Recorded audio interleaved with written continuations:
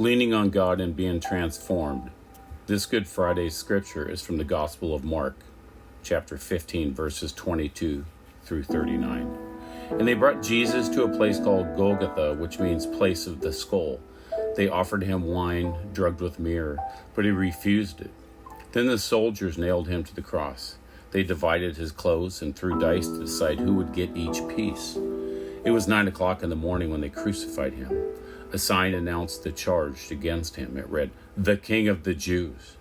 2 revolutionaries were crucified with him, one on his right and one on his left.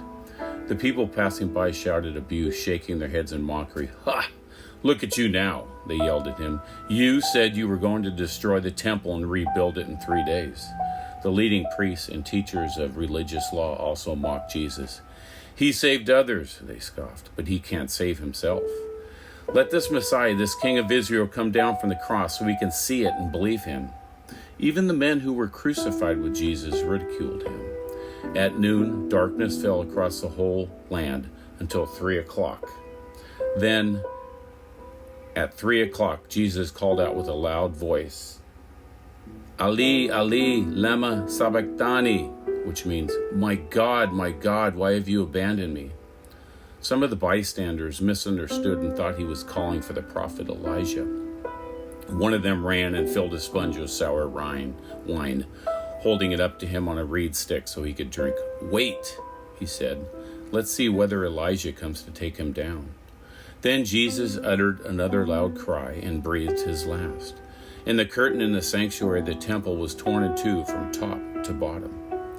When the Roman officer who stood facing him saw how he had died, he exclaimed, "This man truly was the Son of God." Here ends the reading.